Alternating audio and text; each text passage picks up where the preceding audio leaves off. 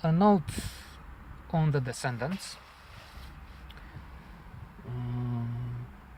If the tempest will allow us.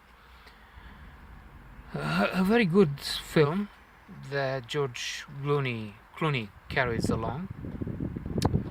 Even if there are some important themes within, it's not just a comedy. We are invited to think about euthanasia, death, fidelity and betrayal. I would say even in the environment and returning to the roots and things like that. George Clooney is Matt King, a man with an important role to play in a major land deal, a huge transaction. His family and associates own an important piece of land in Hawaii. Think what a wonderful background, what a wonderful setup we have for this film. And over there they will build all sorts of things. And to me it suggests that nature will be somewhat spoiled.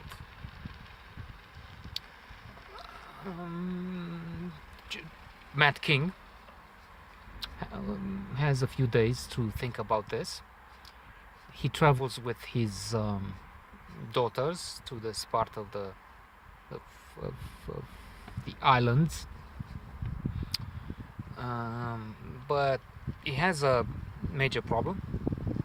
His wife just had a serious boating accident, and she was in a coma, supported by machines. And then they decided to unplug, and she will die in two days. As if I'm laughing, I'm sorry, but sometimes it's so preposterous, it's such an absurd proposition that I don't know, this is a coping mechanism, I don't know. As if this is not enough misery. There's more for this Matt King. He learns that his wife, soon to be late wife, has had an affair with a man. They know his name, they know what was going on. That is, I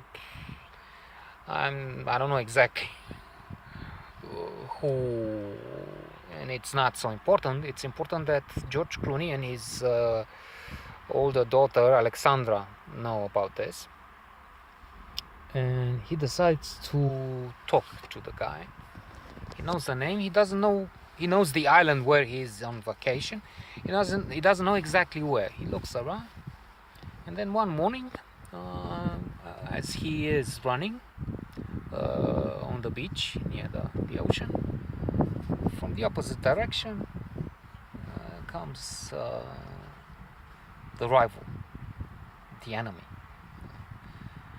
And George Clooney, in one of the very hilarious moments of this very, very good film.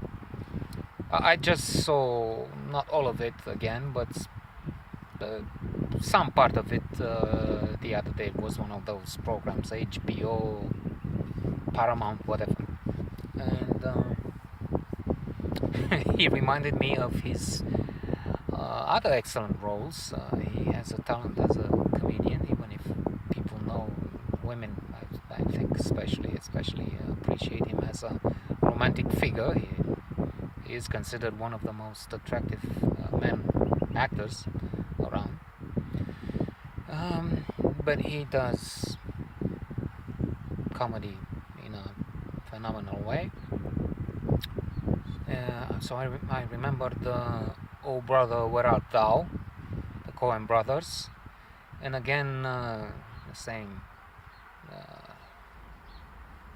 couple, the same brothers, for Burn It After Reading. So he runs after the man who's a real estate agent. Coincidence, fate makes it that this man will gain so much from this very deal because he's involved in it as a real estate agent, and he'll be rich on commission if the deal goes through. And I will not say what happens to the end. I will just say that this is then a moment of tension, but also hilarious in some ways.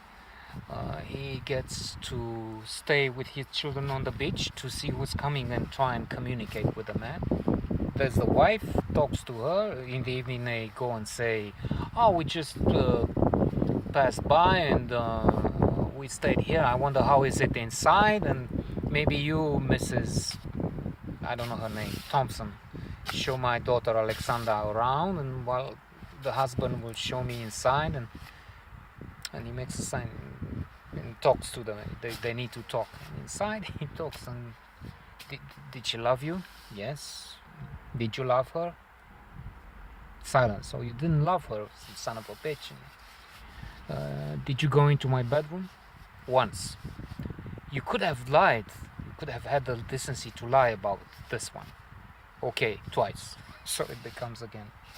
Then there's the father-in-law, Elizabeth's father, an excellent actor. I don't have his name now, but an excellent actor, who comes at her deathbed, because that's the deathbed eventually.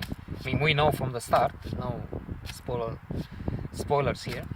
And he says, "Oh, Elizabeth deserves so much more. You didn't give her what she was such a loving, faithful